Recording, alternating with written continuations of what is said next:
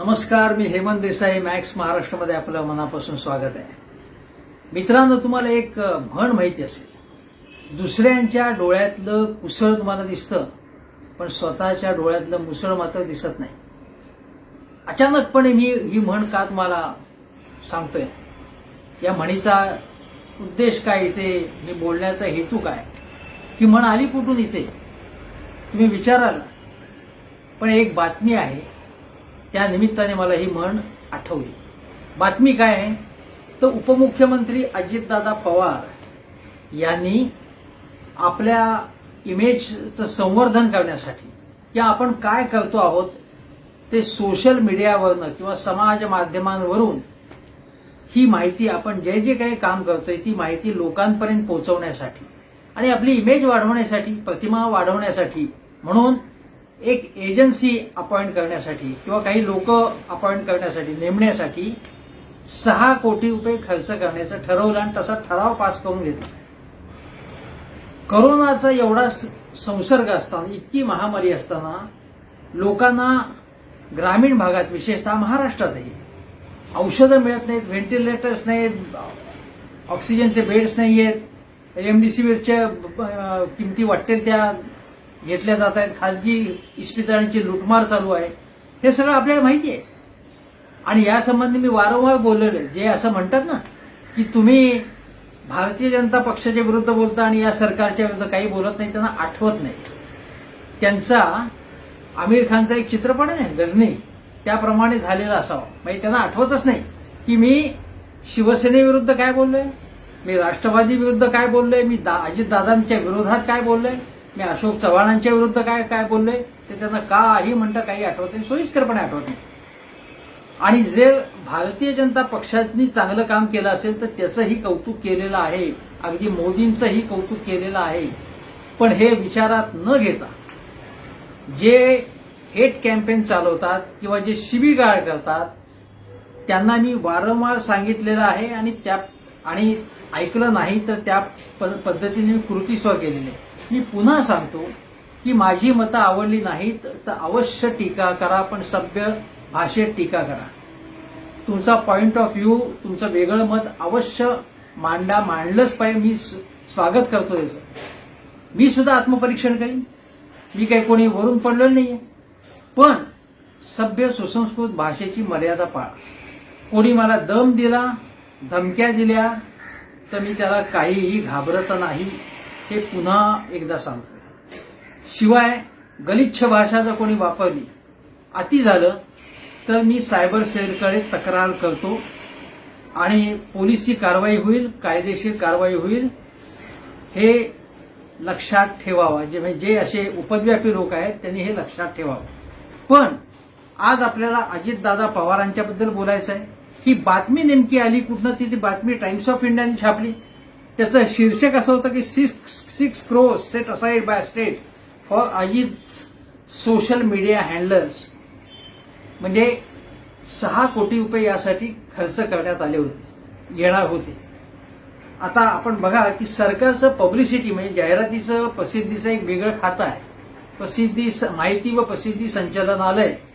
त्यामध्ये म्हटलेलं आहे त्या बातमीमध्येच की एकूण 1200 लोक त्यात काम करतात आणि त्यांचा वार्षिक अर्थसंकल्प म्हणजे पब्लिसिटीसाठी किंवा पब्लिसिटीसाठी वार्षिक तरतूद ही 150 कोटी रुपयांची आहे.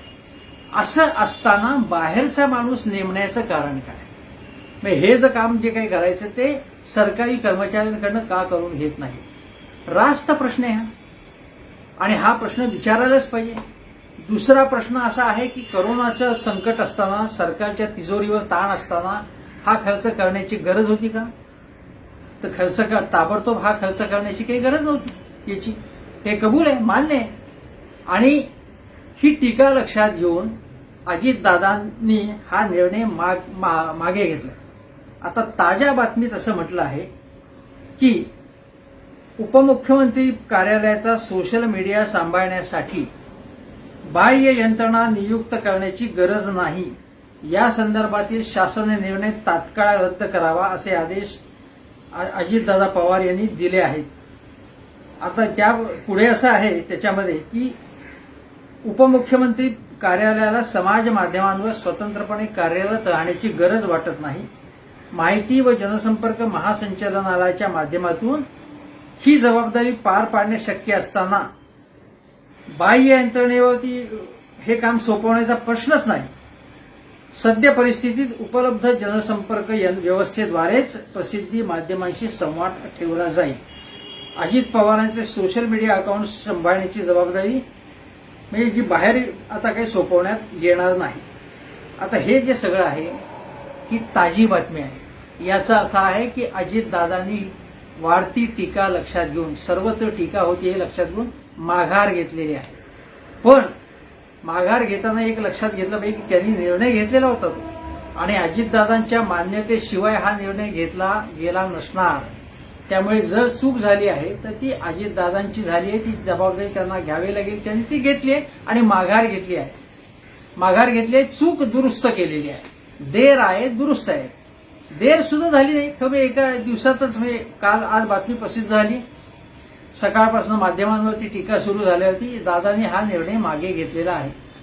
मी दादांचं या बाबतीत कौतुक करेन.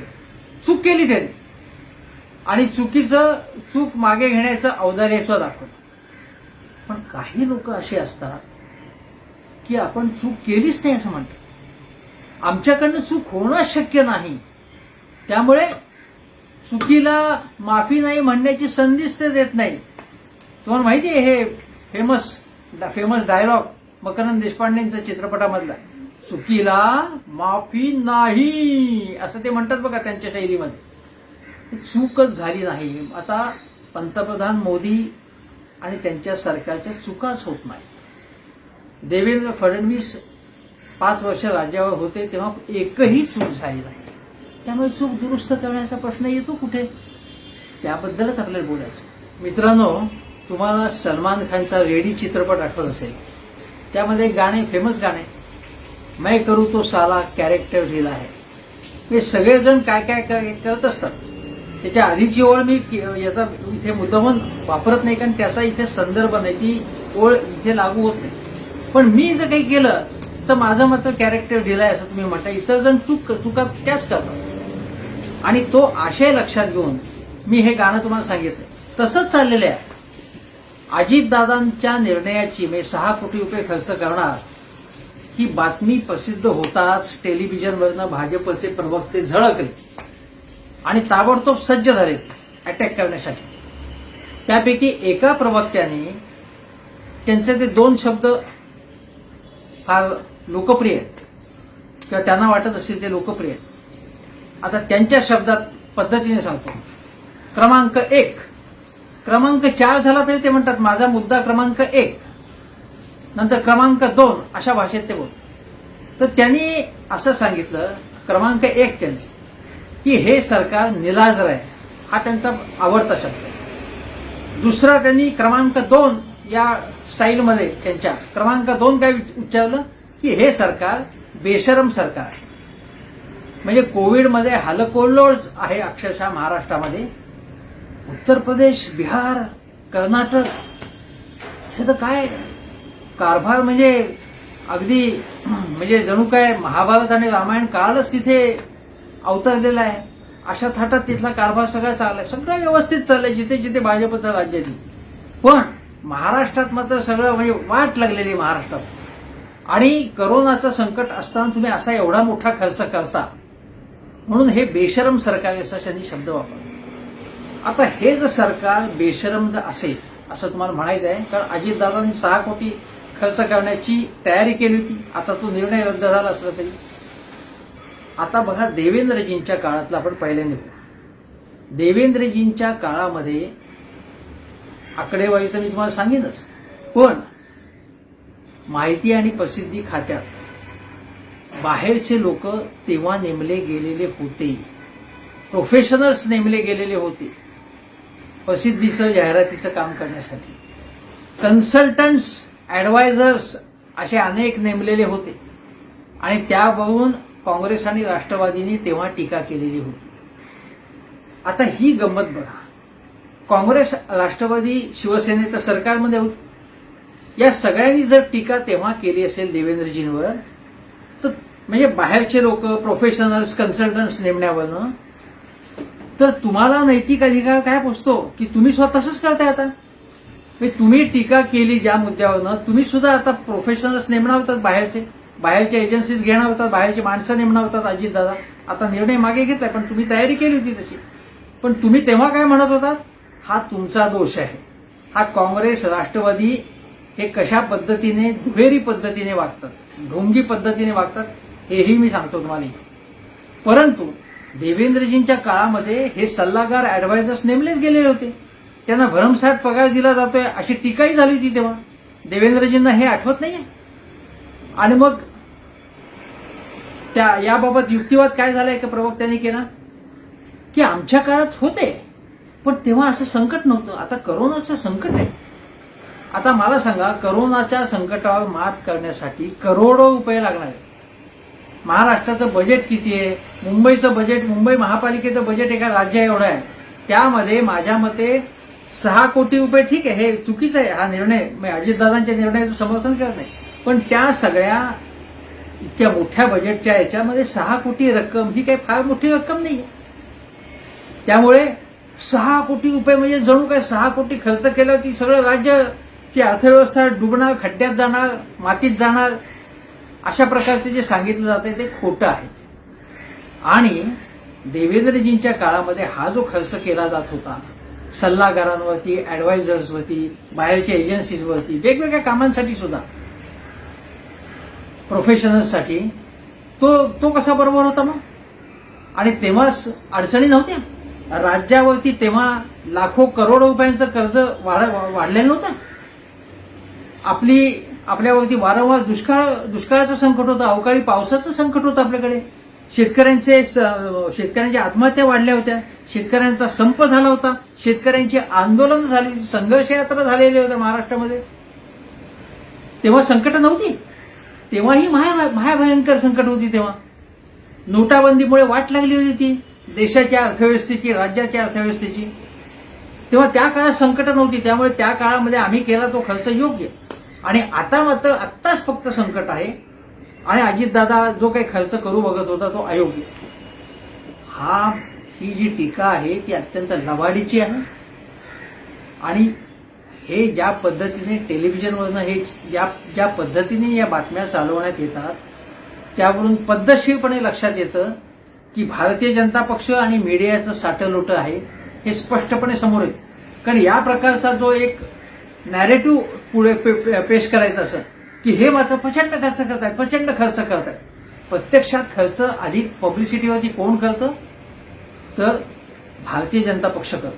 फडणवीस सरकारने त्या काळामध्ये 5 वर्षाच्या आपल्या कारभारामध्ये जाहिरातबाजीवरती जेवढा खर्च केला, त्यांच्या भाषेत उधळपट्टी केली, उधळमाधळ केली, प्रचंड खर्च केला त्यांच्या भाषेत.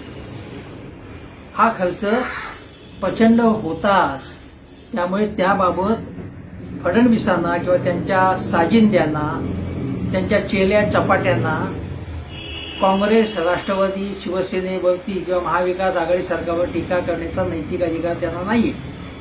याचं कारण असं जी आकडेवारी आहे की फडणवीस यांच्या काळामध्ये जाहिरातबाजीवर सुद्धा म्हणजे या रोज 85,000 रुपये खर्च होता अशी आकडेवारी पुढे आलेली.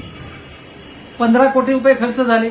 आणि एकूण जो खर्च जो आहे जो तर असा सांगण्यात येतो आहे की जो सरकारच्या गोटातनं सुद्धा जी माहिती देण्यात आली की 5 वर्षामध्ये यांनी एकूण 150 कोटी रुपये सर्व प्रकारची जाहिरातबाजी, मग सोशल मीडिया असेल, बाकी असेल, सर्व प्रकारच्या जाहिरातबाजीवरती एवढा खर्च केला. मला आठवते एकदा कोल्हापूरमध्ये एक भारतीय जनता पक्षाचेच संबंधित एक बैठक झाली.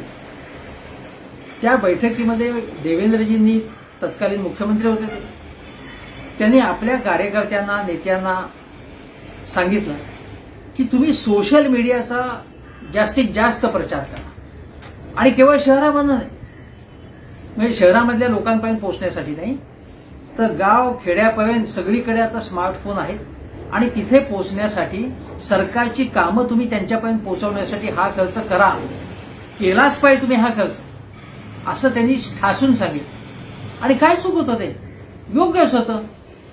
डॉक्टर मनमोहन सिंग यांनी पराभवाची मीमांसा करताना, पराभवाची विश्लेषण करताना 2009 साली मनमोहन सिंगांनी विजय मिळवून दाखवला, पण 2014 मध्ये दारुण पराभव झाला. आणि दारुण पराभव झाला त्याच्यामध्ये एक हत्यार सोशल मीडियाचं होतं, जे अण्णा हजारे आंदोलनामध्ये अरविंद केजरीवाल यांनी वापरलं होतं. सोशल मीडियाचा अत्यंत कल्पक वापर केला होता आणि त्यामुळे मनमोहन सिंग सरकारची प्रतिमा एकदम धुळीला मिळाली होती. त्यांचा पराभव झाला. त्या पराभवानंतर डॉक्टर सिंग असं म्हणाले की आम्ही जी चांगली कामं केली, वाईट कामं सुद्धा झाली नाही असं अजिबातच म्हणत नाही, म्हणून तो पराभव झाला, म्हणून तो भाजपकडे सत्ता आली. जी वाईट कामं आम्ही केली, जी चांगली कामं आम्ही केली ती लोकांपर्यंत पोहोचवण्यात आम्ही कमी पडलो. आणि अशी कामं जी आहेत, मी अनेक नेत्यांशी बोललो त्या काळात, 10 कामं मी सांगितली, जी 10 कामं सांगता येतील किंवा जी खूप चांगली त्या काळात झालेली होती, जी अनेक वर्षामध्ये झाली नव्हती. मी एक तुम्हाला ठळक सांगतो गोष्ट की वेलफेअर इकॉनॉमिक्स ज्याला म्हणतो, कल्याणकारी योजना, म्हणजे गोरगरिबांसाठी कल्याणकारी योजना, या कल्याणकारी योजनांवर एकूण बजेटच्या टक्केवारीच्या प्रमाणात जेवढा खर्च मनमोहन सिंग सरकारने केला तेवढा स्वतंत्र भारतात कुठल्याही सरकारने केला नव्हता. ही केवढी मोठी उपलब्धी होती, केवढं मोठं ऍसेट होती त्यांची. हा मेसेज ते पोहोचू शकले नाही आणि त्यामुळे पराभव झाला, दारुण पराभव झाला काँग्रेसचा. आणि मोदी सरकार आलं. मोदी सरकारने जो पॅटर्न वापरला, मोदींनी व्यक्तिशः जो पॅटर्न वापरला, तोच मोदींचे शिष्योत्तम देवेंद्र फडणवीसांनी इथे वापरला. आणि मग देवेंद्र फडणवीसांनी काय केलं की आपल्या म्हणजे सरकारी प्रचार जो झाला त्या अनेक बाबतीत असं होतं की निवडणुकीच्या अगोदर सरकारच्या मोठमोठ्या जाहिराती आल्या होत्या, पानभर जाहिराती आल्या होत्या, टेलिव्हिजनवर, रेडिओवर, सोशल मीडियावरती प्रचंड मोठ्या प्रमाणात सरकारी खर्चाने जाहिरातबाजी केली जात होती. त्यावरती मोदीजींचे, देवेंद्रजींचे फोटो झळकत होते, त्यावर खूप टीका झाली होती. आता ही टीका झाली, पण देवेंद्रजींच्या सरकारने 1 वर्ष केलं पूर्ण, 2 वर्ष पूर्ण केली. त्या प्रत्येक वेळी काही वर्तमानपत्रांनी पुरवण्या काढल्या होत्या आणि या पुरवण्यामध्ये देवेंद्रजींचा उदो करण्यात आला होता. भारतीय जनता पक्षाचा जे काही जो मीडिया असेल आहे वेगळा, सरकारचा मीडिया असेल, जे सरकार असतं त्याचा सरकारी पब्लिसिटी डिपार्टमेंट असतं, पण त्याशिवाय अजून एक टीम असते जी अनेक वर्तमानपत्रामध्ये, टेलिव्हिजन चॅनेल्समध्ये भाजपची माणसं तिथे सगळीकडे आहेत, जी भाजपच्या सेवेमध्ये अगदी मग्न असतात आणि सेवा अतिशय तत्परतेने करतात. म्हणजे त्याचाही फायदा भाजपला होतो, कारण भाजप आता अतिशय प्रबळ असा पक्ष आहे. एकेकाळी काँग्रेसच्या विचाराचे लोक सुद्धा वेगवेगळ्या पेपरमध्ये, मीडियामध्ये होते, अजिबात मानायचं, पण मीडियाचा वापर किंवा मीडियामध्ये माणसं घुसवून आपला उदो होईल, आपली उजळ बाजूस लोकांसमोर जाईल, यामध्ये सर्वात यशस्वी पक्ष कुठला आहे तर तो भारतीय जनता पक्ष हा पक्ष आहे. देवेंद्र फडणवीस यांनी अशा त्यांच्या काळामध्ये जाहिरातबाजीवरती खास पुरवण्या काढणं, टेलिव्हिजनवरनं वेगवेगळ्या कार्यक्रमांमधून झळकणं, त्यांच्या स्पेशल मुलाखती असतील किंवा सरकारचे वेगवेगळे कार्यक्रम जे आहेत, म्हणजे जे योजना आहेत त्याची उजळ बाजू फक्त टेलिव्हिजनमधनं लोकांपुढे जाईल. मग इंस्टाग्राम असेल, ट्विटर असेल, सगळ्या माध्यमांचा वापर देवेंद्र फडणवीस यांनी अतिशय प्रभावीपणे केला. काहीही चूक केली नाही ती त्याबाबत. त्यांनी पण प्रचंड खर्च केला, सरकारी खर्च केला. भाजपने पक्ष म्हणून हवा तेवढा खर्च करा. आता तो खर्च ते कुठून वसूल करतात मला माहित नाही, पण खर्च करावा तो त्यांचा प्रश्न आहे. पण सरकारचा खर्च सुद्धा, सरकारी खर्च सुद्धा देवेंद्रजींच्या काळामध्ये जास्त होता खर्च, जो काँग्रेस राष्ट्रवादीच्या किंवा अगोदरच्या सरकारच्या काळात नव्हता. अगदी युतीचं सरकार होतं तेव्हा सुद्धा पब्लिसिटीवरती एवढा खर्च झालेला नव्हता जो देवेंद्र फडणवीस यांनी केला खर्च. आणि त्यांचेच चेले चपाटे आज विचारतायत की हे 6 कोटी रुपये खर्च तुम्ही करणार होता, हा बेशरमपणाचा कळस आहे. आणि मग 5 वर्ष जे झालं देवेंद्र फडणवीसांच्या काळात, त्याला बेशरमपणा म्हणायचं नाही का? ते पुण्य होतं. अजितदादा किंवा महाविकास आघाडी सरकार ती प्रत्येक गोष्ट पाप असते आणि तुम्ही करतात ते पुण्य असतं. कोण समजतात मी स्वतःला? हे असं वागणं बोलणं असा उतमात करणं यालाच बेशरमपणा म्हणायचं का? पंतप्रधान नरेंद्र मोदी हे पंतप्रधान होण्यापूर्वी 1 वर्षापेक्षा अधिक काळ म्हणजे त्यांना पंतप्रधान पदाचा उमेदवार निश्चित केल्यानंतर ते देशभर प्रचार करत फिरत होते. परंतु मोदींचं वैशिष्ट्य असं की सोशल मीडियाचं जे काही सोशल मीडियाची जी ताकद आहे ती ओळखणारा पहिला पंतप्रधान तो म्हणून मोदींचं नाव घ्यायला लागेल. म्हणजे जगामध्ये ज्यांना सोशल मीडियाची ताकद लवकर कळली ती मोदींना कळली. राहुल गांधींच्या पेक्षा जास्त ऍक्टिव्ह आणि अगोदरपासून ऍक्टिव्ह असणारे हे मोदी. मोदींनी विमान प्रवास जेवढा केला असेल पहिल्या 2-4 वर्षातच 60 कोटी रुपये खर्च त्यांच्या विमान प्रवासावरती झाला होता. पण कोणी असं म्हटलं नाही तेव्हा. युपीए सरकारने देश आर्थिकदृष्ट्या खड्ड्यात घातला आहे, सरकारकडे आता पैसे नाहीत, अशा वेळी मोदींनी एवढा खर्च केला असं कोणी म्हणाला. दुसरी गोष्ट अशी की मोदींनी सोशल मीडियासाठी ते जेव्हा गुजरातचे मुख्यमंत्री होते तेव्हाच एक त्यांची टीम अपॉइंट केलेली. फेसबुकवर वगैरे तर ते म्हणजे गेले 12 वर्ष असतील, 2009 पासूनच ते फेसबुकवर वगैरे ते ऍक्टिव्ह झाले, ट्विटरवर ऍक्टिव्ह झाले, इंस्टाग्रामवर ते ऍक्टिव्ह झाले. आणि मोदींनी ही ताकद ओळखून त्याचा कल्पकतेने वापर केला. मग वेगवेगळे हॅशटॅग वापरण्यात आले. चाय पे चर्चा सारखे कार्यक्रम सोशल मीडिया प्लॅटफॉर्मवरून सुद्धा लोकप्रिय झाले.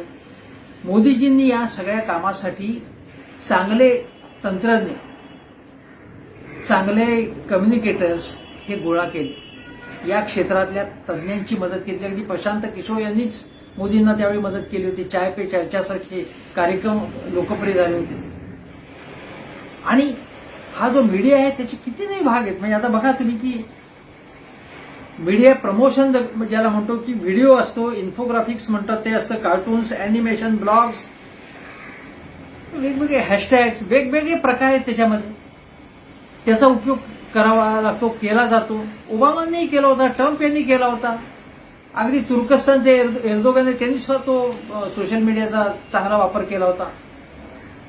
आणि वेगवेगळे देश एकमेकांच्या विरुद्ध प्रचार करण्यासाठी सोशल मीडियाचा वापर करत असतात. हा सगळा भाग झाला.